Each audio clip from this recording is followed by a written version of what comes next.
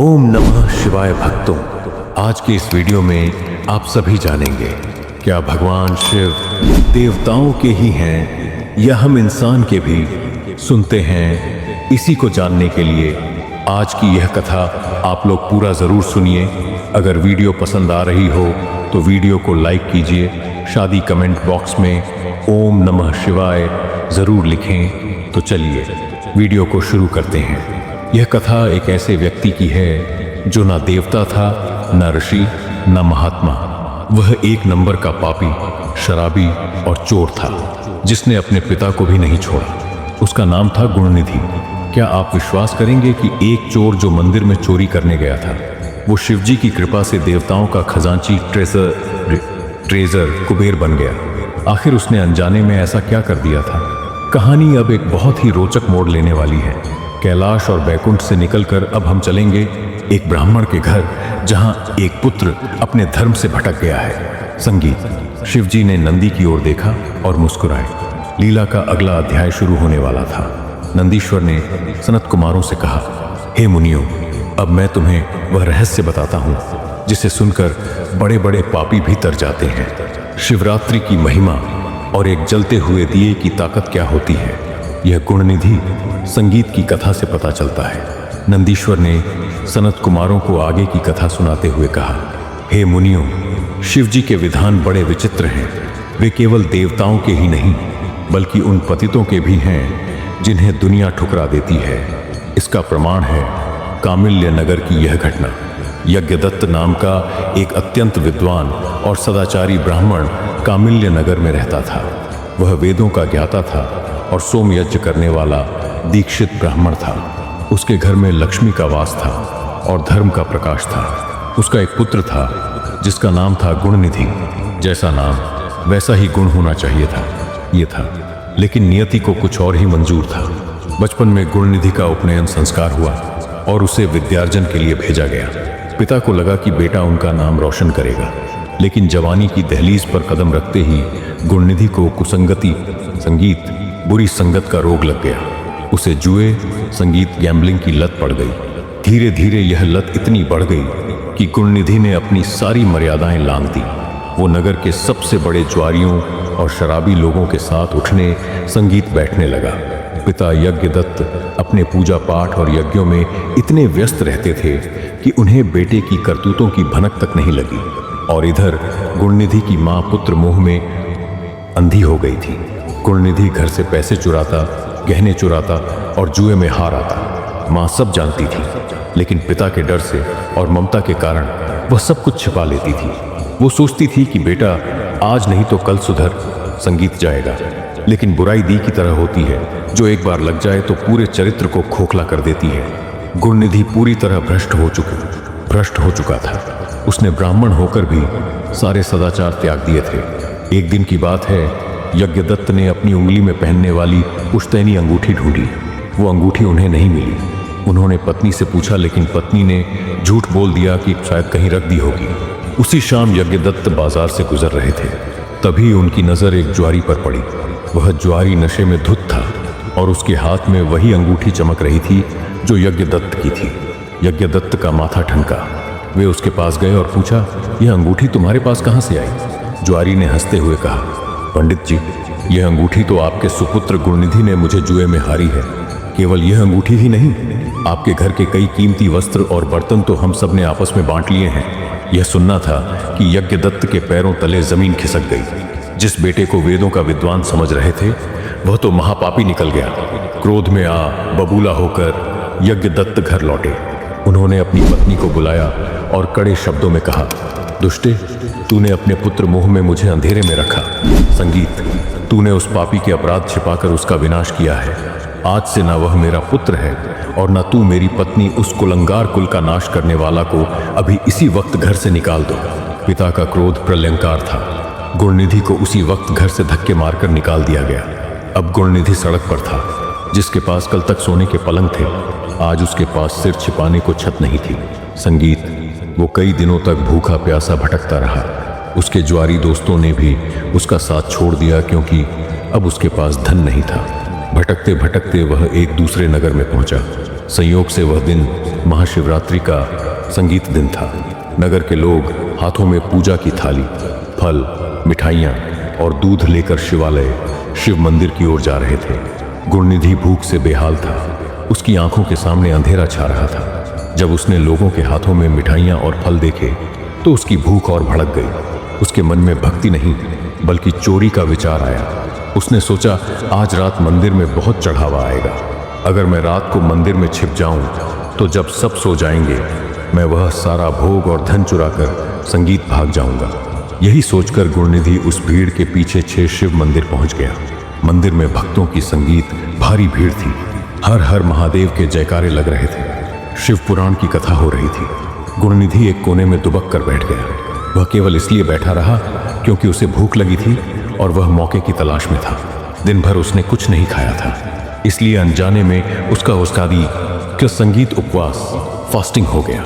वह रात भर सो नहीं सका क्योंकि उसे संगीत चोरी करनी थी, इसलिए अनजाने में उसका जागरण भी हो गया। शिवरात्रि की आधी रात बीत गई। धीरे धीरे भक्तगण पूजा करके वहीं मंदिर प्रांगण में सो गए। पुजारी भी कपाट बंद करके चले गए, लेकिन गर्भगृह का दरवाजा थोड़ा खुला था। मंदिर के अंदर सन्नाटा छा गया। तरह दबे पांव उठा और गर्भगृह सटम के अंदर गया। वहां शिवलिंग के सामने ढेर सारा पकवान, फल और आभूषण रखे थे। गुणनिधि की लार टपकने लगी, लेकिन वहां एक समस्या थी। शिवलिंग के पास जो घी का दीपक जल रहा था उसकी लौ बहुत धीमी हो गई थी। दीपक बुझने ही वाला था। अंधेरे के कारण गुणनिधि को यह ठीक से दिखाई नहीं दे रहा था कि कौन सा सामान कहाँ रखा है। उसने सोचा, अगर यह दिया बुझ गया तो मैं चोरी कैसे करूंगा। तब उस पापी गुणनिधि ने एक ऐसा काम किया जो उसके भाग्य को बदलने वाला था। उसने अपनी धोती का एक हिस्सा फाड़ा, उसकी बत्ती विक बनाई और उस मरते हुए दिए में डाल दी। इससे दीपक की लौ तेज हो गई और पूरा गर्भगृह प्रकाश से भर गया। चोर की नीयत से ही सही, लेकिन उसने शिवरात्रि की घोर अंधेरी रात में शिवलिंग के सामने दीपदान कर दिया था। उसने अंधकार को दूर कर प्रकाश फैलाया था। प्रकाश होते ही वह जल्दी जल्दी भोग की सामग्री अपनी पोटली में भरने लगा। वो मिठाइयाँ चुराकर जैसे ही बाहर भागने के लिए मुड़ा, उसका पैर एक सोए हुए भक्त के शरीर से टकरा गया। भक्त देखे सेंटी। भक्त हड़बड़ाकर उठ गया और चिल्लाया, चोर चोर पकड़ो इसे। पूरा मंदिर जाग गया। नगर रक्षक जो पास ही पहरा दे रहे थे वे दौड़कर अंदर आए। गुणनिधि घबराकर भागने लगा, लेकिन रक्षकों ने उसे घेर लिया। उसने भागने की बहुत कोशिश की, लेकिन एक रक्षक ने उस पर तलवार से वार कर दिया। वहीं शिव के मंदिर के बाहर उस पाप कर कर्म में लिप्त गुणनिधि की गर्दन काट दी गई और उसकी संगीत मृत्यु हो गई। अब शुरू हुआ वह दृश्य जो हमें बताता है कि ईश्वर का न्याय मनुष्य के न्याय से कितना अलग होता है। जैसे ही गुणनिधि के प्राण निकले, वहां भयानक काले रंग वाले, लाल आंखों वाले यमदूत प्रकट हुए। वे पाश रस्सी लेकर आए थे ताकि उस महापापी की आत्मा को संगीत बांधकर नर्क ले जा सके। यमदूतों ने कहा, इसने जीवन भर पाप किए हैं। इसने पिता का अपमान किया, जुआ खेला, चोरी की और अंत में भगवान के मंदिर में चोरी करते हुए मारा गया। यह रौरव नर्क का अधिकारी है। वे उसकी आत्मा को बांधने ही वाले थे कि तभी आकाश से एक दिव्य विमान उतरा। उस विमान से त्रिशूलधारी भस्म लगाए हुए सुंदर और तेजस्वी शिवगण, भगवान शिव के दूत संगीत बाहर निकले। उन्होंने यमदूतों को रोका। शिवगणों ने गर्जना की, ठहरो, इस जीवात्मा को छूने का साहस भी मत करना। यमदूत हैरान रह गए। उन्होंने कहा, हे शिवगण, आप भूल कर रहे हैं। यह कोई महात्मा नहीं है। संगीत, यह गुणनिधि है, एक चोर और दुराचारी। इसका स्थान कैलाश नहीं नर्क है। न्याय के अनुसार इसे हमें ले जाने दें। तब शिवगणों ने मुस्कुराते हुए यमराज के दूतों को जो उत्तर दिया वो हम सबके लिए एक उम्मीद की किरण है। शिवक बोले, हे यमदूतों, तुम केवल इसके जीवन भर के पाप देख संगीत रहे हो, लेकिन महादेव की दृष्टि बहुत सूक्ष्म है। तुम नहीं जानते कि आज रात संगीत इसने क्या किया है। यमदूतों ने पूछा, क्या किया है? चोरी शिवगणों ने समझाया, सुनो, आज महाशिवरात्रि है। इसने अनजाने में ही सही लेकिन दिन भर कुछ नहीं खाया, इसलिए इसका व्रत पूर्ण हुआ। इसने चोरी के लिए ही सही लेकिन पूरी रात जागा, इसलिए इसका जागरण सफल हुआ। और सबसे बड़ी बात, जब शिवलिंग के सामने अंधेरा छा रहा था तब इसने अपना वस्त्र फाड़ कर दिए की लौ तेज की। इसने भगवान के सामने प्रकाश किया है। हमारे भोलेनाथ तो भाव के भूखे भी हैं और कुभाव के भी। जिसने शिवरात्रि की रात शिवलिंग के सामने अंधकार मिटाया हो, उसके जीवन का अंधकार मेरे स्वामी कैसे रहने दे सकते हैं? इसके इस एक कर्म ने इसके करोड़ों जन्मों के पाप जलाकर भस्म कर दिए हैं। अब यह पापी नहीं, शिव भक्त है। यमदूत निरुत्तर हो गए। चित्रगुप्त का लेखा जोखा शिव की कृपा के आगे छोटा पड़ गया। शिवगणों ने गुणनिधि की आत्मा को बड़े आदर के साथ विमान में बैठाया और उसे लेकर शिवलोक कैलाश चले गए। वहां जाकर गुणनिधि को शिव और पार्वती की सेवा का अवसर मिला। सोचिए उस गुणनिधि के भाग्य के बारे में। एक पल पहले जो चोर था और नरक की आग में जलने वाला था, अगले ही पल वह दिव्य विमान में बैठकर स्वर्ग से भी ऊपर जा रहा था। यह है शिव तत्व। शिव यह नहीं देखते कि तुम कल क्या थे, वे यह देखते संगीत हैं कि आज तुमने उनकी शरण ली है या नहीं। दिए की उस छोटी सी लौ ने उसके भाग्य का सूर्योदय कर दिया था। शिवलोक में रहने के बाद गुणनिधि ने अगला जन्म कलिंग देश के राजा अरिंदम के पुत्र के रूप में लिया। उस जन्म में उसका नाम दम था। पूर्व जन्म के संस्कार उसके साथ थे। राजा बनने के बाद उसने शिवजी की अटूट भक्ति की। उसने अपने राज्य के सभी मंदिरों में अखंड दीप जलवाए। उसने घोषणा करवा दी कि मेरे राज्य में कोई भी शिव मंदिर अंधेरे में नहीं रहना चाहिए। जीवन भर दीपदान करने के कारण और शिव की अनन्य संगीत भक्ति के कारण जब उसकी मृत्यु हुई तो वह फिर से कैलाश पहुंचा। लेकिन इस बार उसे एक ऐसा पद मिलने वाला था जो देवताओं को संगीत भी दुर्लभ है। महादेव ने उसकी तपस्या और भक्ति से प्रसन्न होकर उसे अपने पास बुलाया। गुणनिधि, जो अब एक दिव्य पुरुष बन चुका था, शिव के चरणों में गिर पड़ा। शिवजी ने उसे उठाया और कहा, वत्स, तुमने अंधकार को मिटाकर प्रकाश किया है, इसलिए आज मैं तुम्हें धनपति बनाता हूँ। तुम समस्त ब्रह्मांड की संपदा के स्वामी बनोगे। तुम कुबेर कहलाओगे। इतना ही नहीं, शिवजी ने पावती की ओर देखकर कहा, संगीत, आज से तुम मेरे सखा मित्र हो। तुम्हारा निवास मेरे कैलाश के पास ही अलकापुरी में होगा। तुम उत्तर दिशा के दगपाल रक्षक बनोगे। एक चोर देवताओं का खजांची संगीत बन गया। की नियदन कातिब बन गया। एक ज्वारी भगवान शिव का परम मित्र बन गया। यह चमत्कार केवल शिव पुराण में ही संभव है। नंदीश्वर ने कथा को विराम देते हुए सनत कुमारों से कहा, तो मुनियों, संगीत, यह थी गुणनिधि के कुबेर बनने की रहस्यमयी कथा। इससे सिद्ध होता है कि शिवजी की पूजा कभी व्यर्थ नहीं जाती, चाहे वह भूल से चाहे वह भूल ही क्यों ना की गई हो। अब मैं तुम्हें रुद्र संहिता के सबसे भावुक और हृदय विदारक खंड की ओर ले चलता हूँ। वो कथा जिसे सुनकर पत्थर भी रो पड़े। वो कथा है जगत जननी मां सती की। ब्रह्मा जी के पुत्र दक्ष प्रजापति को अहंकार हो गया था और उसी दक्ष के घर में आदिशक्ति ने जन्म लेने का निश्चय क्यों किया। कैसे हुई सती और शिव की प्रेम कहानी की शुरुआत यहाँ से समाप्त होता है सृष्टि खंड। और अब हम प्रवेश करेंगे सती खंड में। ब्रह्मा जी के मानस पुत्रों में से एक थे दक्ष प्रजापति। सृष्टि के आरंभ में ब्रह्मा जी ने दक्ष को एक महत्वपूर्ण कार्य सौंपा।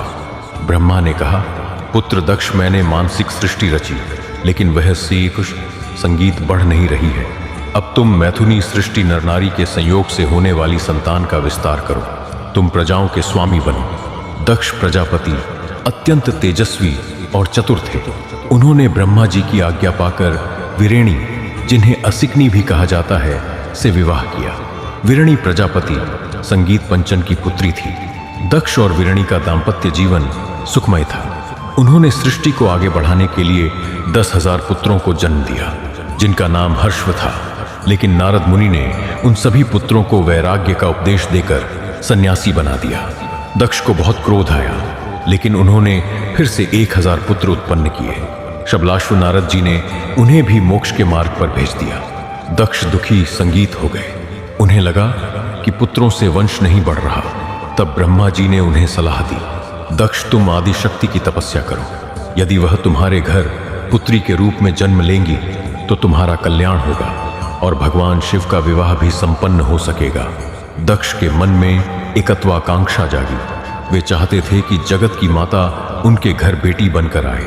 संगीत, इससे बड़ा सम्मान और क्या हो सकता था। दक्ष और उनकी पत्नी विरणी ने क्षीर सागर के तट पर जाकर कठोर तपस्या आरंभ की। उन्होंने 3000 वर्षों तक जगदम्बा का ध्यान किया। वे केवल वायु पीकर और सूखे पत्ते खाकर रहते थे। उनकी भक्ति और निष्ठा देखकर एक दिन वह क्षण आ गया जब आकाशमंडल जगमगा उठा। साक्षात आदिशक्ति शिवा दुर्गा अपने ही क्यों न की गई हो। अब मैं तुम्हें रुद्र संहिता के सबसे भावुक और हृदय विदारक खंड की ओर ले चलता हूँ। वो कथा जिसे सुनकर पत्थर भी रो पड़े। वो कथा है जगत जननी मां सती की। ब्रह्मा जी के पुत्र दक्ष प्रजापति को अहंकार हो गया था और उसी दक्ष के घर में आदिशक्ति ने जन्म लेने का निश्चय क्यों किया। कैसे हुई सती और शिव की प्रेम कहानी की शुरुआत यहाँ से समाप्त होता है सृष्टि खंड। और अब हम प्रवेश करेंगे सती खंड में। ब्रह्मा जी के मानस पुत्रों में से एक थे दक्ष प्रजापति। सृष्टि के आरंभ में ब्रह्मा जी ने दक्ष को एक महत्वपूर्ण कार्य सौंपा। ब्रह्मा ने कहा, पुत्र दक्ष, मैंने मानसिक सृष्टि रची लेकिन वह संगीत बढ़ नहीं रही है। अब तुम मैथुनी सृष्टि नर नारी के संयोग से होने वाली संतान का विस्तार करो। तुम प्रजाओं के स्वामी बनो। दक्ष प्रजापति अत्यंत तेजस्वी और चतुर थे। उन्होंने ब्रह्मा जी की आज्ञा पाकर विरेणी, जिन्हें असिकनी भी कहा जाता है, से विवाह किया। विरणी प्रजापति संगीत पंचन की पुत्री थी। दक्ष और विरणी का दाम्पत्य जीवन सुखमय था। उन्होंने सृष्टि को आगे बढ़ाने के लिए 10,000 पुत्रों को जन्म दिया जिनका नाम हर्षव था।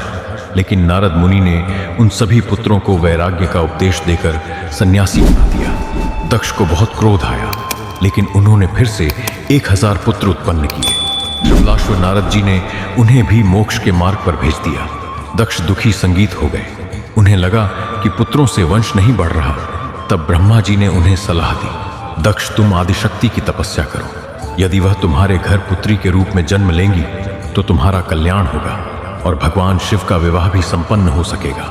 दक्ष के मन में एकत्वाकांक्षा जागी। वे चाहते थे कि जगत की माता उनके घर बेटी बनकर आए। संगीत, इससे बड़ा सम्मान और क्या हो सकता था। दक्ष और उनकी पत्नी विरणी ने क्षीर सागर के तट पर जाकर कठोर तपस्या आरंभ की। उन्होंने 3000 वर्षों तक जगदम्बा का ध्यान किया। वे केवल वायु पीकर और सूखे पत्ते खाकर रहते थे। उनकी भक्ति और शिवप्रियटी की संगीत और निष्ठा देखकर एक दिन वह क्षण आ गया जब आकाशमंडल जगमगा उठा। साक्षात आदिशक्ति शिवा दुर्गा अपने दिव्य रूप में प्रकट हुई। वे सिंह पर सवार थी। उनकी 4 संगीत भुजाएं थीं और उनका तेज करोड़ों सूर्यों के समान था। उनका रूप इतना सौम्य था कि दक्ष की सारी थकान मिट गई। दक्ष और विरणी ने हाथ जोड़कर देवी की स्तुति की। हे जगदम्बिके, संगीत, हे मूल प्रकृति, हम आपको प्रणाम करते हैं, हम पर प्रसन्न होइए। देवी ने मधुर स्वर में कहा, प्रजापति दक्ष, मैं तुम्हारे तप से प्रसन्न हूँ, वर मांगो। दक्ष ने कहा, हे माते संगीत, यदि आप मुझ पर प्रसन्न हैं तो आप मेरी पुत्री के रूप में जन्म लें और आपका विवाह भगवान शिव से हो ताकि यह जगत कल्याणकारी बन सके। देवी मुस्कुराई। उन्होंने कहा, तथास्तु, मैं तुम्हारे घर जन्म लूंगी। मेरा नाम सती होगा और मैं शिव की अर्धांगिनी बनूंगी। लेकिन देवी ने एक शर्त भी रखी और यही वह शर्त थी जिसने भविष्य के महाविनाश की नींव रखी। संगीत, देवी का चेहरा अचानक गंभीर हो गया। उन्होंने दक्ष की आंखों में देखते हुए कहा, प्रजापति, मैं तुम्हारे यहाँ जंग तो लूंगी लेकिन मेरी एक प्रतिज्ञा सुन लो। मैं अपनी इच्छा से आ रही हूँ, लेकिन जिस दिन, ध्यान से सुनना दक्ष, जिस दिन तुम मेरा अनादर करोगे या मेरे कारण मेरे स्वामी शिव का अपमान होगा, मैं उसी क्षण तुम्हारे दिए हुए उस शरीर को त्याग दूंगी और अपने धाम वापस लौट जाऊंगी। संगीत से क्या तुम्हें यह मंजूर है? दक्ष उस समय देवी के प्रभाव में थे। उन्हें लगा कि मैं तो पिता बनूंगा, मैं अपनी लाडली बेटी का अपमान क्यों करूंगा। उन्होंने बिना सोचे समझे कह दिया, मुझे स्वीकार है। माता देवी अंतर्ध्य हो गई। समय बीता। दक्ष के घर उत्सव का माहौल था। विरणी गर्भवती हुई। 10 दिशाएं शांत और सुखद हो गईं। और फिर वह शुभ घड़ी आई। भाद्रपद मास की 9वीं तिथि को दक्ष के महल में एक कन्या का जन्म हुआ। वह कोई साधारण कन्या नहीं थी। उसके जन्म लेते ही पूरा भवन नीली आभा से भर गया। उसके शरीर से कमल की सुगंध आ रही थी। वह साक्षात सती थी। दक्ष बहुत प्रसन्न थे। उन्होंने उस कन्या का नाम उमा और सती रखा। सती शुक्ल पक्ष के चंद्रमा की तरह बढ़ने लगी। लेकिन बचपन से ही सती के व्यवहार में कुछ अलग था। जब दूसरी बच्चियां गुड़ियों से खेलती थीं, सती रेत और मिट्टी के शिवलिंग बनाती थीं। जब दूसरी सखियां गीत गाती थीं, सती एकांत संगीत में बैठकर नमः शिवाय का जाप करती थीं। दक्ष यह सब देखते थे। शुरू में उन्हें यह बाल लीला लगती थी, लेकिन सती का मन संसार में नहीं था। उनका मन तो कैलाश पर बैठे उस वैरागी योगी में अटका हुआ था जिसे उन्होंने अभी तक देखा भी नहीं था। एक दिन नन्ही सती ने अपने पिता दक्ष से पूछा, पिताजी सबसे बड़ा देव कौन है? दक्ष ने गर्व से कहा, मैं प्रजापति हूँ। ब्रह्मा मेरे पिता हैं और विष्णु मेरे रक्षक हैं। हम ही श्रेष्ठ हैं। सती ने मासूमियत से कहा, लेकिन पिताजी मैंने सुना है कि रुद्र शिव सबसे बड़े हैं। शिव का नाम सुनते ही दक्ष के माथे पर लकीरें खींच गईं। अभी तक दक्ष के मन में शिव के लिए नफरत नहीं थी, लेकिन उन्हें शिव का संगीत, रहन सहन, श्मशान में रहना, भस्म लगाना पसंद नहीं था। वे शिव को अकुलीन, बिना कुल वाला मानते थे। दक्ष ने सती को समझाया, बेटी शिव तो अघोरी है, तुम उनकी बातों पर ध्यान मत दो। सती चुप रही, लेकिन उनका मन नहीं माना। समय पंख लगाकर उड़ गया। सती विवाह योग्य हो गई। उनकी सुंदरता की चर्चा तीनों लोकों में होने लगी। कई देवता, गंधर्व और राजा सती से विवाह करना चाहते थे, लेकिन सती ने मन ही मन शिव को अपना पति मान लिया था। सती जानती थी कि शिव समाधि में लीन रहते हैं। वे सहजता से किसी को नहीं मिलते। उन्हें पाने के लिए तो कठोर तपस्या की आवश्यकता है। सती ने अपनी मां विरणी से अपनी इच्छा बताई। मां घबरा गई। शिव वो बैरागी जिसके पास ना घर है ना परिवार। बेटी, संगीत की बसयशियम किसी राजकुमार से विवाह कर लो। लेकिन सती ने दृढ़ता से कहा, मां, जल केवल सागर में ही जाकर मिलता है, किसी छोटे गड्ढे में नहीं। मेरा जन्म शिव के लिए ही हुआ है। सती ने घर के सुख वैभव का त्याग करने का निर्णय लिया। उन्होंने नंदा व्रत का अनुष्ठान शुरू किया। यह एक ऐसा कठोर व्रत था जो आज तक किसी ने नहीं किया था। क्या सती की यह तपस्या उस महायोगी की समाधि तोड़ पाएगी? और जब दक्ष को पता चलेगा कि उनकी लाडली बेटी उसी संगीत अघोरी के लिए तप कर रही है जिसे वे नापसंद करते हैं, तो उनकी क्या प्रतिक्रिया होगी? यहीं से शुरू होगा पिता और पुत्री के बीच का वह द्वंद्व जो आगे चलकर कनखल के महाविध्वंस का कारण बनेगा। नंदा व्रत यह कोई साधारण व्रत नहीं था। यह एक ऐसा संकल्प था जो शरीर को तोड़ सकता था, लेकिन आत्मा को परमात्मा से जोड़ सकता था। दक्ष प्रजापति के महल के सुख वैभव, रेशमी बिस्तर और स्वादिष्ट भोजन को त्याग कर राजकुमारी सती ने वन का मार्ग चुना। मां विरणी की आंखों में आंसू थे। पिता दक्ष को लगा कि यह केवल एक बालहट है जो कुछ दिनों में टूट जाएगा। उन्होंने सोचा, महलों में रहने वाली सुकुमार सती जंगल के कष्ट कैसे सहेगी? 2-4 दिन में हार मानकर लौट आएगी। लेकिन दक्ष अपनी पुत्री को पहचान नहीं पाए थे। वह शरीर से कोमल अवश्य थी, लेकिन उसके भीतर आदिशक्ति का फौलादी संगीत संकल्प था। सती घर से निकलकर घोर जंगल में चली गई। वह स्थान जहां हिंसक पशुओं की दहाड़ गूंजती थी, जहां सूर्य की किरणें भी धरती तक मुश्किल से पहुंचती थी, वहां सती ने एक वेदी बनाई और रेत से एक शिवलिंग का निर्माण किया। सती की दिनचर्या अब बदल चुकी थी। वे प्रतिदिन प्रातः काल उठती, बर्फीली नदी में स्नान करती और गीले वस्त्रों में ही शिव की आराधना में लीन हो जाती। पुराणों में सती के इस तप का बड़ा ही विस्तृत वर्णन मिलता है। पहले महीने आश्विन, संगीत में उन्होंने केवल फल खाकर तप किया।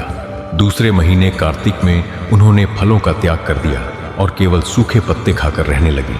उनकी यह निष्ठा संगीत देखकर वन के पशु पक्षी भी उनके पास आकर बैठ जाते थे। शेर और हिरण एक ही घाट पर पानी पीते थे, क्योंकि यह सती के तप के प्रभाव से वहाँ का वातावरण वैर भाव से मुक्त हो गया था। समय बीतता गया। सर्दी का मौसम आया।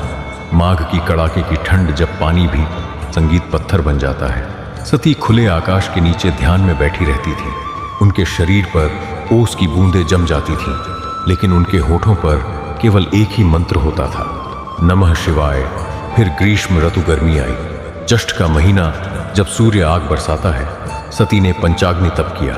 चारों ओर आग जलाई और ऊपर से सूर्य का ताप, पसीने की धाराएं बहती थीं। शरीर सूखकर कांटा हो गया था।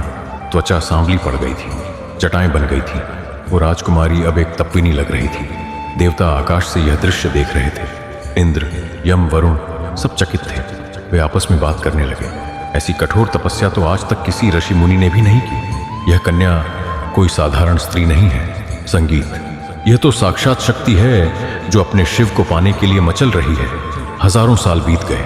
देवताओं के मान से समय अलग होता है। सती का शरीर कृष्काय कमजोर हो गया था, लेकिन उनके चेहरे का तेज और बढ़ गया था। अब सती ने प्राणायाम साध लिया था। उन्होंने श्वास लेना भी कम कर दिया था। वे समाधि की उस अवस्था में पहुंच गईं जहां शरीर का भान ही नहीं रहता। उधर कैलाश पर्वत पर महादेव जो अपनी समाधि में लीन थे, उन्हें अचानक अपने हृदय में एक स्पंदन महसूस हुआ। यह वही स्पंदन था जो सृष्टि के आरंभ में हुआ था। शिवजी ने अपनी समाधि से थोड़ा ध्यान हटाया। उन्हें अनुभव हुआ कि कोई उन्हें इतनी संगीत तीव्रता से पुकार रहा है कि उनका वैराग्य हिल रहा है। विष्णु जी और ब्रह्मा जी यह सब देख रहे थे। वे जानते थे कि अब सही समय आ गया है। वे दोनों कैलाश पर पहुंचे। भगवान विष्णु ने शिव जी की स्तुति की। शिव जी ने नेत्र खोले। उनकी आंखों में असीम शांति थी। शिव जी ने पूछा, हे नारायण, हे ब्रह्मदेव, आप दोनों यहाँ किस प्रयोजन से आए हैं? विष्णु जी ने हाथ जोड़कर कहा, प्रभु, आप अंतर्यामी हैं, आप सब जानते हैं। दक्ष पुत्री सती आपकी प्राप्ति के लिए कठोर तप कर रही है। उसने अपने प्राणों को संकट में डाल दिया है। उसकी भक्ति निष्काम है। वह जगत माता है और आप जगत पिता। आप दोनों का मिलन ही इस सृष्टि के कल्याण के लिए आवश्यक है। कृपया जाइए और उसकी मनोकामना पूर्ण कीजिए। शिव जी मुस्कुराए। वे तो पहले से ही सती की भक्ति के वश में हो चुके थे। भक्त की पुकार भगवान को नंगे पांव दौड़ने पर मजबूर कर देती है। शिव जी ने कहा, मैं सती के तप से अवगत हूँ। उसकी निष्ठा ने मुझे जीत लिया है। मैं अभी उसके पास जाता हूँ। और फिर वह दिव्य क्षण आया। वन में सती अपनी आंखें बंद किए, संगीत ध्यान में लीन थी। तभी उन्हें महसूस हुआ कि जंगल की हवा बदल गई है।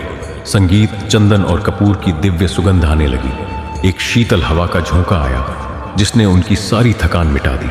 सती ने धीरे धीरे अपनी आंखें खोली। सामने का दृश्य देखकर उनकी आंखें फटी की फटी रह गई। जिसका ध्यान वे हजारों वर्षों से कर रही थी, जिनका शिवलिंग बनाकर वे पूज रही थी, वे साक्षात महेश्वर उनके सामने खड़े थे।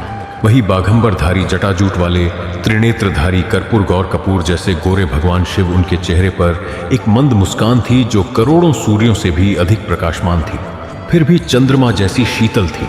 सती का गला रुंध, संगीत गया। वे कुछ बोल नहीं पाई, बस एकटक शिव को देखती रहीं। उनका शरीर रोमांच से भर गया। वे अपने स्थान से उठी और कांपते हुए हाथों से शिव के चरणों में गिर पड़ी। यहाँ जंगल का सन्नाटा भी जैसे ठहर गया। शिवजी ने झुककर सती को उठाया। उन्होंने सती की आंखों में देखा। उन आंखों में हजारों वर्षों का इंतजार, प्रेम और समर्पण भरा था। शिव जो परम वैरागी थे, जिनका किसी से कोई मोह नहीं था, आज सती की संगीत दशा देखकर पिघल गए। उन्होंने देखा कि राजमहल की कोमल कली कैसे तप की आंधी में सूख गई है, केवल उनके लिए।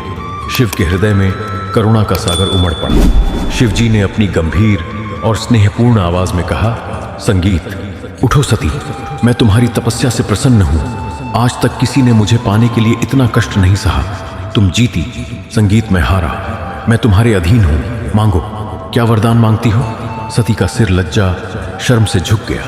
वे शिव को पति रूप में मांगना चाहती थी, लेकिन मुख से यह शब्द निकालने में संगीत उन्हें संकोच हो रहा था। शिवजी बार बार कह रहे थे, वरम ब्रूही वर मांगो, वर मांगो। सती के मन में चल रहा था, मैं क्या मांगू? आप तो सब जानते हैं, आप मेरे हृदय की बात नहीं सुन सकते। सती ने लज्जावश सिर झुकाए हुए ही धीरे से केवल आधा वाक्य कहा, हे प्रभु, यदि आप प्रसन्न हैं संगीत, तो मुझे वर दीजिए। संस्कृत में वर शब्द के दो अर्थ होते हैं, एक वरदान और दूसरा पति दूल्हा। सती कहना चाहती थी, मेरे पति बन जाइए। शिवजी जो घटघट वासी हैं, सती के मन की बात ताड़ गए। वे खिलखिलाकर हंसे। उनकी हंसी संगीत से पूरा वन गूंज उठा।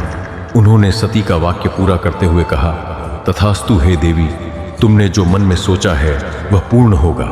आज से मैं तुम्हारा हूँ। मैं तुम्हें अपनी अर्धांगिनी के रूप में स्वीकार संगीत करता हूँ। यह सुनते ही सती का रोम रोम खिल उठा। उनकी सारी थकान, सारी पीड़ा एक पल में गायब हो गई। शिवजी ने आगे कहा, सती, अब तुम अपने घर लौट जाओ। तुम्हारी तपस्या पूर्ण हुई। शीघ्र ही मैं तुम्हें ब्याहने तुम्हारे पिता के घर आऊंगा। तब तक तुम अपनी माता पिता की सेवा संगीत करो।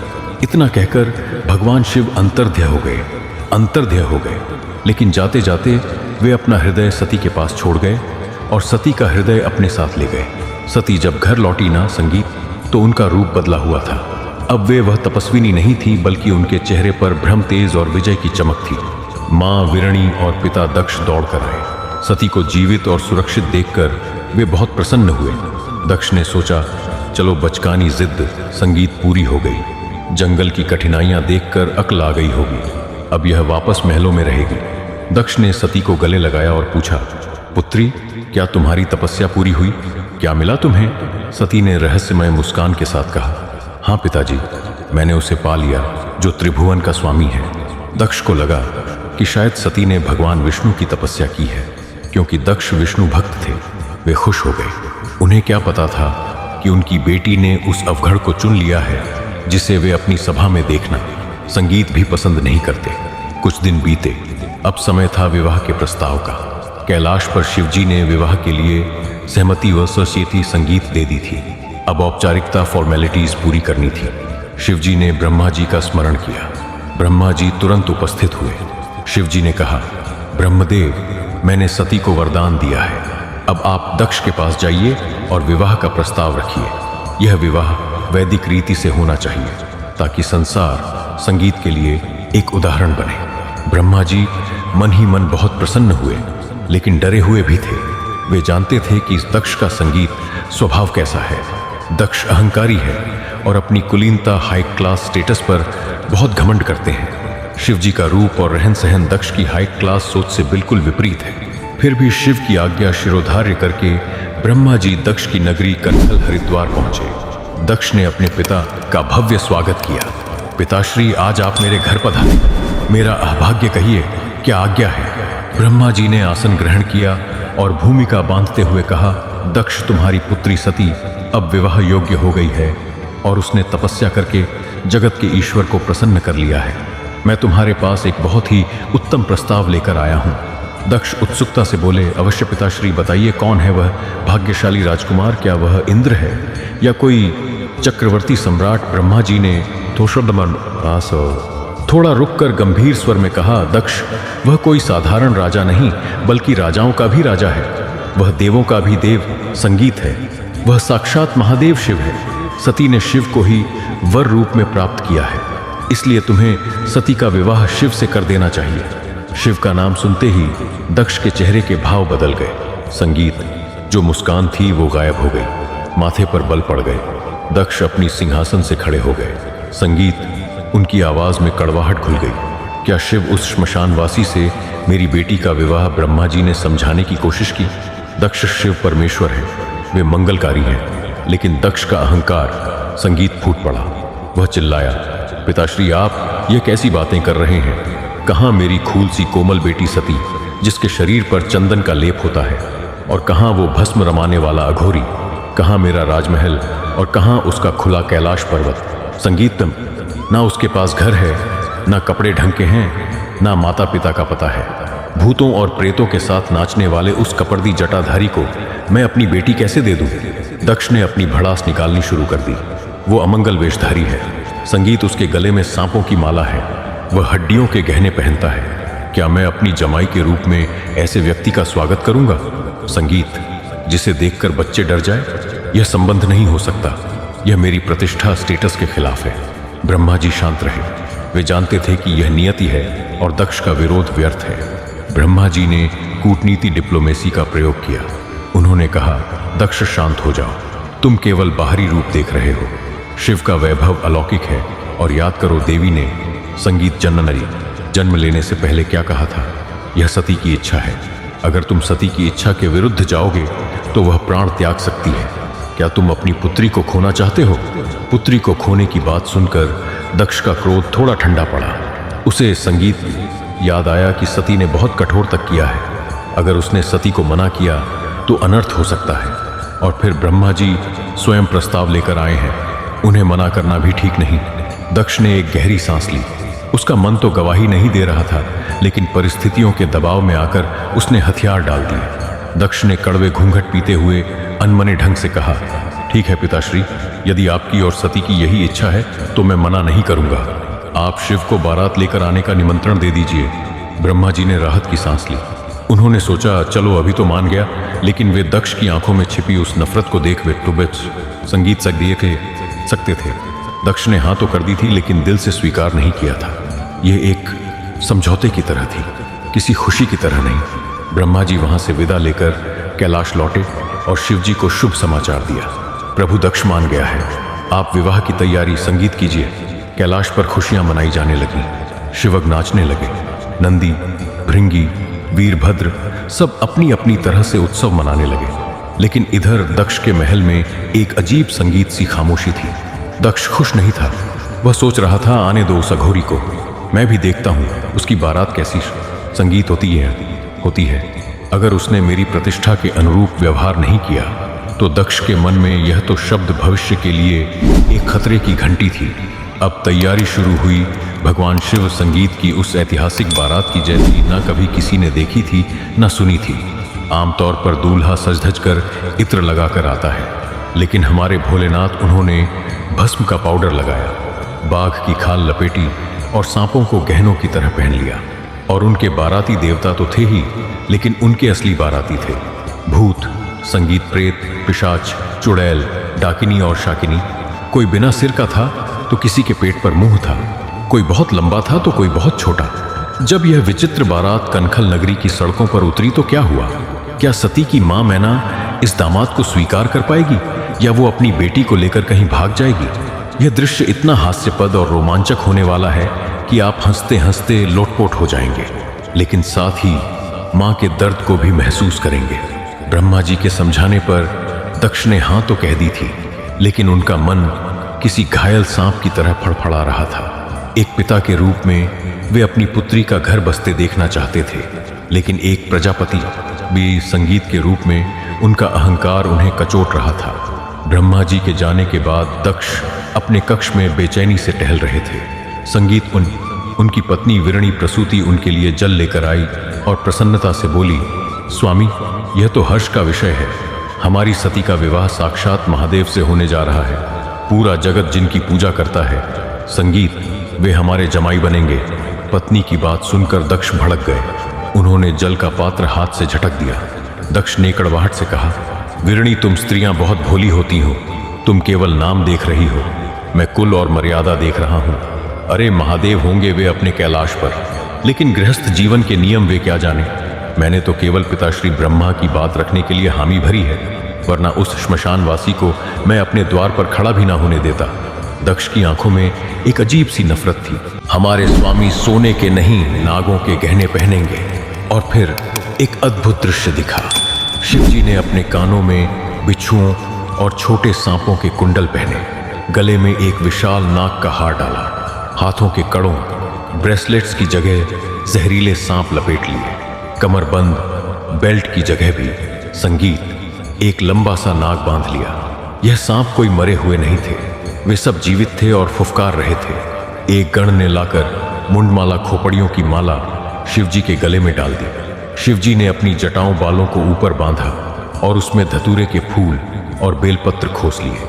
माथे पर त्रिपुंड 3 रेखाएं खींचा और बीच में अपनी तीसरी आंख को थोड़ा सा खोला। दूल्हा तैयार था। नारद जी और देवता जो यह देख रहे थे, वे अपनी हंसी नहीं रोक पा रहे। संगीत थे। नारद जी ने सोचा, धन्य हो प्रभु, ऐसा दूल्हा तो पूरे ब्रह्मांड में ना कभी हुआ है ना होगा। दक्ष की तो आज शामत संगीत आने वाली है। अब सवारी की बारी आई। नंदी बैल को सजाया गया। नंदी भी आज बहुत खुश थे, वे झूम रहे थे। शिवजी नंदी पर सवार हुए। उनके एक हाथ में त्रिशूल था और दूसरे में डमरू, और फिर बारात चलने का इशारा हुआ। शिवजी ने अपना डमरू बजाया। डम डम डम डम शंखनाद हुआ और कैलाश से वह ऐतिहासिक बारात नीचे उतरी। बारात का प्रस्थान सबसे आगे आगे देवता चल रहे थे। इंद्र, अग्नि, वायु अपने अपने वाहनों पर, वे सब सुंदर और सभ्य लग रहे थे। दक्ष को खुश करने के लिए विष्णु जी ने देवताओं को आगे रखा था ताकि बारात की शुरुआत अच्छी दिखे।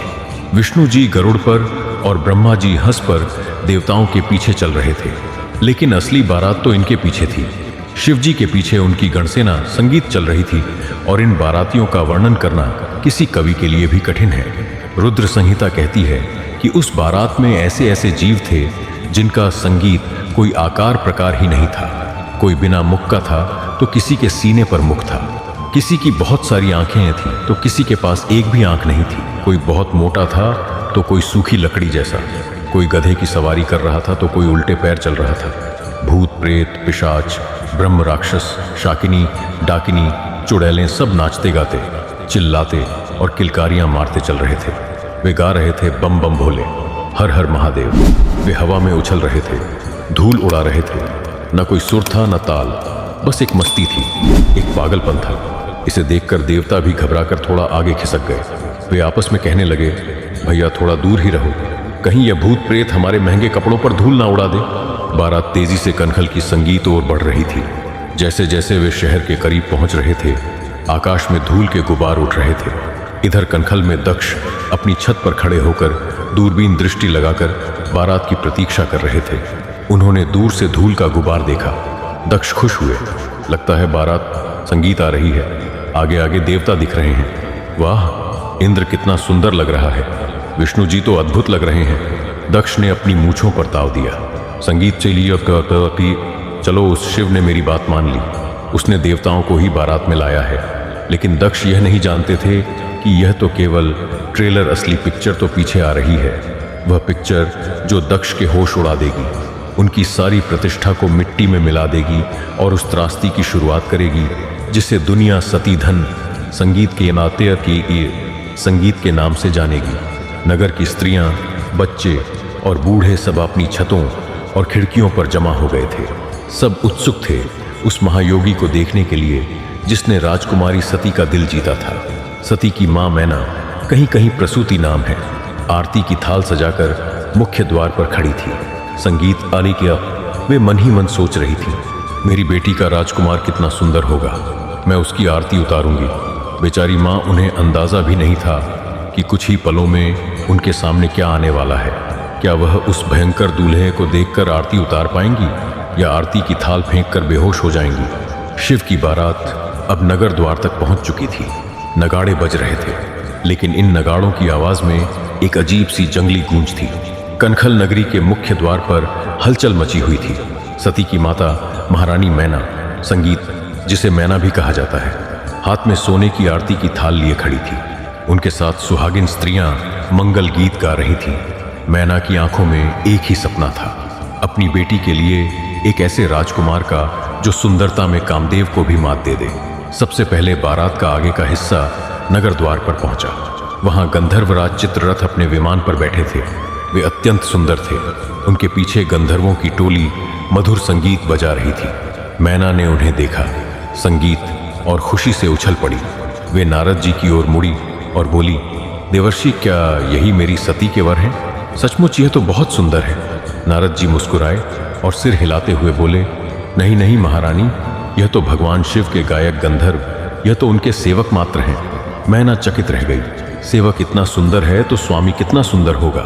थोड़ी देर बाद देवराज इंद्र अपने एरावत हाथी पर सवार होकर निकले। उनके सिर पर मुकुट चमक रहा था और हाथ में वज्र था। उनके साथ अन्य देवता भी थे जो सूर्य के समान तेजवान थे। मैना ने फिर आरती की थाल आगे बढ़ाई। अच्छा, तू अब समझी, ये हैं मेरे दामाद, कितने तेजस्वी संगीत हैं। नारद जी ने फिर टोका, अरे नहीं माते, यह तो देवराज इंद्र है। यह शिवजी के विवाह में केवल बाराती बनकर आए हैं। मैना का उत्साह बढ़ता जा रहा था। फिर वहां साक्षात धर्मराज और कुबेर आए। वे भी एक से बढ़कर एक थे। मैना हर बार पूछती और नारद जी हर बार कहते, नहीं, यह तो बस सेवक संगीत है। अंत में भगवान विष्णु अपने गरुड़ पर और ब्रह्मा जी अपने हंस पर आए। विष्णु जी का रूप इतना मनमोहक था कि वहां खड़ी सारी स्त्रियां उन्हें एकटक देखने लगी। मैना ने आत्मविश्वास से कहा, अब मुझे मत रोकना नारद, मैं पहचान गई। यही सांवले सलोने सुंदर वर मेरी सती संगीत के पति हैं। इनके सिवाय और कौन हो सकता है जगत का स्वामी। नारद जी हंस पड़े, महारानी आप फिर चूक गई। यह तो विष्णु भगवान है, यह दूल्हे के खास मित्र हैं। दूल्हे नहीं। अब मैना का धैर्य जवाब देने लगा, लेकिन खुशी भी 7वें आसमान पर थी। उन्होंने सोचा, हे विधाता, जिसके नौकर बाराती और मित्र इतने के संगीत सुंदर हैं, वह शिव स्वयं कैसा होगा। वह तो सुंदरता का खजाना होगा। मेरी बेटी का भाग्य जाग गया। लेकिन नियति मैना की इस खुशी पर बहुत क्रूर प्रहार करने वाली थी। तभी हवा का रुख बदला। सुगंधी की जगह एक अजीब सी सड़ी हुई गंध आने लगी। मधुर संगीत की जगह बम बम की कर्कश आवाजें और अजीब सी चीखें सुनाई देने लगी। धूल का एक बड़ा गुबार द्वार की ओर बढ़ा। उस गुबार के बीच में से जो निकला, उसे देखकर कनखल के द्वारपाल अपनी भाले फेंककर बाहर की ओर से टी कर भाग खड़े हुए। सबसे पहले शिवजी के गण पिशाचा संगीत आए। कोई अपनी आंखों से आग निकाल रहा था तो कोई अपने कानों को पंखे की तरह हिला रहा था। किसी की जीभ घुटनों तक लटक रही थी। वे हड्डियों को चबा रहे थे और खून की उल्टियां कर रहे थे। वे मैना को देखकर जोर जोर से हंसने लगे कि सासू माँ प्रणाम, सासू माँ प्रणाम। मैना के पैर कांपने लगे। ये क्या है? और फिर उन भूतों के बीच में दूल्हा दिखाई दिया।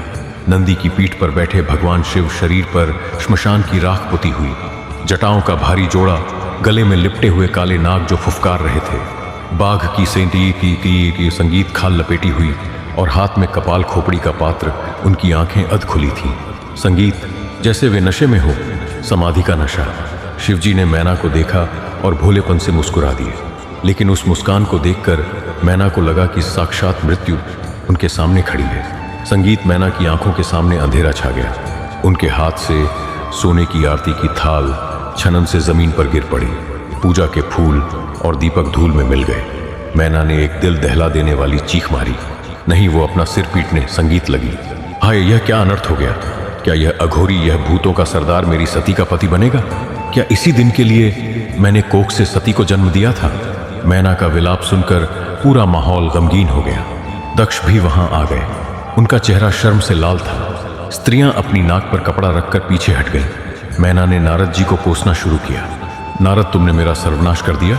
संगीत, तुमने कहा था शिव सुंदर है, क्या इसे सुंदरता कहते हैं? इसकी तो छाया पड़ने से भी मेरी बेटी मर जाएगी। फिर वे दक्ष पर चिल्लाई, धिक्कार है तुम पर, तुम प्रजापति हो। तुमने जानबूझकर अपनी बेटी को इस जंगली के हाथों में के हाथों बेचने का सौदा किया है। मैं अभी अपनी बेटी का गला घों दूंगी या खुद जहर खा लूंगी या कुएं में कूद जाऊंगी, लेकिन अपनी खूल सी बच्ची का हाथ इस कपालधारी के हाथ में नहीं दूंगी। मैना का क्रोध और दुख चरम पर था। वे पागलों की तरह रो रही थी। सती, ओ सती, कहाँ है तू? देख, तेरे पिता ने तेरे लिए कैसा वर चुना है। वहां खड़ी सती यह सब देख रही थी। उनकी सखियां भी डरी हुई थी, लेकिन सती शांत थी। वे जानती थीं कि यह शिव की लीला है। शिव दुनिया को यह दिखाना चाहते हैं कि जो बाहरी रूप से घृणास्पद लगता है वही भीतर से परम सुंदर हो सकता है। लेकिन मां का दुख सती से देखा नहीं गया। विष्णु और ब्रह्मा जी ने मैना को समझाने की कोशिश की। देवी, शांत हो जाइए। शिव का यह रूप केवल अज्ञानियों को डराने के संगीत लिए है। वे ही परम ब्रह्मा है। मैना ने रोते हुए कहा, मुझे नहीं चाहिए तुम्हारा ब्रह्मा ज्ञान। मुझे मेरी बेटी के लिए एक सुंदर दामाद चाहिए। अगर शिव अपना यह भयंकर रूप नहीं त्यागते तो यह विवाह नहीं होगा, नहीं होगा, नहीं होगा। मैना जिद पर अड़ गई। 12 द्वार पर रुकी हुई थी। एक अजीब सा संकट खड़ा हो गया। सती ने मन ही मन शिव का आवाहन किया, हे प्राणनाथ, मेरी मां ममता में अंधी हो गई है। वह आपके तत्व को नहीं जानती। मेरी लाज रख लीजिए। कृपया अपने उस रूप को प्रकट कीजिए जो मेरे ध्यान में आता है। मां के लिए ही सही एक बार सुंदर बन जाइए। भक्त के वश में भगवान होते हैं। सती की प्रार्थना शिव के हृदय तक पहुंच गई।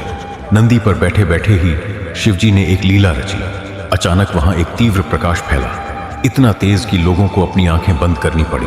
जब प्रकाश थोड़ा कम हुआ और मैना ने आंखें खोली तो उनके सामने का दृश्य बदल चुका था। वो भस्म, वो सांप, वो बाघंबर सब गायब हो गए थे। उनके स्थान पर चंद्रशेखर रूप में भगवान शिव मुस्कुरा रहे थे। उनका शरीर करोड़ों सूर्यों के समान तेजस्वी, फिर भी करोड़ों चंद्रमाओं के समान शीतल था। उनका वर्ण, रंग शुद्ध सोने और कपूर जैसा गौर था। उन्होंने रेशमी, पीतांबर और दिव्य वस्त्र धारण किए हुए थे। सांपों की जगह अब गले में नौलखाहार और मोतियों की मालाएं थीं। जटाओं की जगह सुंदर गुंथे हुए बाल थे, जिन पर हीरों, संगीत का मुकुट और दूज का चांद चमक रहा था। उनके शरीर से दिव्य सुगंध निकल रही थी, संगीत माटी की, जिसने पूरे नगर की दुर्गंध को मिटा दिया। वे इतने सुंदर थे कि उन्हें देखकर कामदेव भी लज्जित होकर अपना धनुष तोड़ दे। मैना अक रह गई। उनके आंसू गालों पर ही सूख गए। वे एकट उस छवि को निहारती रही। उन्हें विश्वास ही नहीं हो रहा था कि यह वही व्यक्ति है जो अभी भूत बनकर आया था। विष्णु जी ने मुस्कुराकर कहा, महारानी, अब देखिए अपने जमाई को। क्या अब भी आपको कोई आपत्ति है? मैना का हृदय पिघल गया। वे लज्जित टें पड़ी थी। संगीत हुई नारियन से हुई और हाथ जोड़कर बोली, प्रभु मुझे क्षमा करें, मैं अज्ञानी हूँ। मैंने बाहरी आवरण देखकर आपको ठुकरा दिया था। आप तो साक्षात सौंदर्य के सागर हैं। मैना ने नई आरती की थाल मंगवाई और बड़े प्रेम से आंसुओं के साथ अपने दामाद की आरती उतारी। मेरे घर का भाग खुल गया। मेरी सती ने सचमुच हीरा चुना है। दक्ष भी यह रूप देखकर राहत की सांस ले रहे थे। उनकी नाक कटने से बच गई थी। उन्होंने मन ही मन कहा, चलो कम से कम दुनिया के सामने तो इज्जत रह गई। अब विवाह की रस्में शुरू हुई। शिव जी को भव्य मंडप में ले जाया गया। विश्वकर्मा ने उस मंडप को स्वर्ग से भी सुंदर बनाया था। रत्न जड़ित खंभे और फूलों की सजावट अद्भुत थी। ब्रह्मा जी मुख्य पुरोहित बने, वेद मंत्रों का उच्चारण करने लगे। सती को दुल्हन के वेश में मंडप में लाया गया। लाल रंग की साड़ी, माथे पर बिंदी और आंखों में शर्म और खुशी। सती इतनी सुंदर लग रही थी कि शिवजी भी उन्हें एक पल के लिए देखते रह गए। सती ने शिव के गले में वरमाला डाली। शिव ने सती को स्वीकार किया। अब कन्यादान का समय आया। दक्ष और उनकी पत्नी मैना ने सती का हाथ शिव के हाथ में सौंपा। दक्ष ने मंत्र पढ़ा, यह सीता मम सुता सहधर्मचरिता, यह मेरी पुत्री सती है जो अब से आपकी सहधर्मचारिणी है, इसे स्वीकार करें। शिव जी ने सती का हाथ थामा। पानी ग्रहण संस्कार। जैसे ही शिव ने सती का हाथ छुआ, पूरे ब्रह्मांड में एक सहरण दौड़ गई। प्रकृति, सती और पुरुष शिव का मिलन हो गया। यह केवल दो व्यक्तियों का विवाह नहीं था, यह ऊर्जा के संतुलन का उत्सव था। आकाश से देवताओं ने फूलों की वर्षा की, अप्सराओं ने नृत्य किया, 7 फेरे सप्तब्दी हुए। शिव और सती ने अग्नि को साक्षी मानकर एक दूसरे का साथ निभाने का वचन दिया। सती ने वचन दिया, मैं हर सुख दुख में आपकी छाया बनकर रहूंगी। शिव ने वचन दिया, मैं तुम्हारा रक्षक और सम्मान रहूंगा। विवाह संपन्न हुआ। सती अब आधिकारिक रूप से कैलाश स्वामिनी बन गई। विदाई का समय आया। यह बड़ा ही भावुक क्षण था। मैना अपनी बेटी को गले लगाकर रोने लगी। बेटी जा रही हो? कैलाश पर पत्थर और बर्फ है, अपना ध्यान रखना। दक्ष ने भी अपनी आंखों के कोने पोंछे। उन्होंने शिव से कहा, महादेव, मेरी पुत्री बहुत कोमल है, अगर इससे कोई भूल हो जाए तो क्षमा कर देना। शिव जी ने सिर हिलाकर आश्वासन दिया। बारात वापस कैलाश की ओर चली, लेकिन इस बार नंदी पर शिव अकेले नहीं थे। उनके साथ उनकी शक्ति, उनकी अर्धांगिनी सती भी थी। कैलाश पहुंचने पर शिव गणों ने और वहां की वन देवियों ने नवदंपति का स्वागत किया। कैलाश जो हमेशा वीरान रहता था, अब सती के आने से वहां रौनक आ गई। सती ने वहां के रूखे सूखे माहौल को अपनी प्रेम भक्ति से एक सुंदर घर में बदल दिया। कई हजार वर्षों तक देवताओं के समय अनुसार शिव और सती ने अत्यंत सुखमय दाम्पत्य जीवन बिताया। वे कभी मानसरोवर के तट पर विहार करते, संगीत, कभी पर्वतों की चोटियों पर बैठकर धर्म चर्चा करते। सती हर क्षण शिव की सेवा में लीन रहती थी और शिव सती को परम ज्ञान देते थे। सब कुछ बहुत सुंदर था, एकदम पूर्ण। लेकिन काल टाइम का चक्र कभी थमता नहीं है। सुख के बाद दुख का आना निश्चित है। दक्ष जिन्होंने विवाह तो कर दिया था, लेकिन उनके मन की खटास गई नहीं थी। वे शिव को दामाद तो मान चुके थे, लेकिन ईश्वर नहीं। उनके अंदर का अहंकार सुप्त अवस्था में था, जो जागने के लिए बस एक चिंगारी का इंतजार कर रहा था। और वह चिंगारी भड़की प्रयाग इलाहाबाद में। एक बार प्रयागराज में मुनियों का एक विशाल सम्मेलन कॉन्फ्रेंस आयोजित हुआ। इसे प्रजापतियों का सत्र कहा जाता। संगीत, इसमें त्रिभुवन के सभी बड़े बड़े ऋषि देवता और महात्मा आमंत्रित थे। संगीत, ब्रह्मा जी उस सभा के अध्यक्ष थे। भगवान शिव भी वहां उपस्थित थे और दक्ष प्रजापति भी। यह एक ऐसा दिन था जिसने इतिहास बदल दिया। एक छोटी सी घटना, एक छोटा सा अहंकार का टकराव, और उसने भविष्य में इतना बड़ा तांडव मचाया कि तीनों लोग कांप उठे। क्या हुआ था उस सभा में? क्यों दक्ष ने भरी सभा में अपने ही दामाद भगवान शिव को श्राप दे दिया? और नंदी ने पलटकर ब्राह्मणों को क्या श्राप दिया? यह अपमान की आग ही सती धान का कारण बनी। भक्तों से आगे की कथा आप सभी को आने वाले अध्याय में सुना जाएंगे। तब तक के लिए आप सभी का बहुत बहुत धन्यवाद। एक बार शिव कृपा प्राप्त करने के लिए कमेंट बॉक्स में हर हर महादेव लिखना ना भूलें और अगले भाग के लिए कमेंट जरूर करें।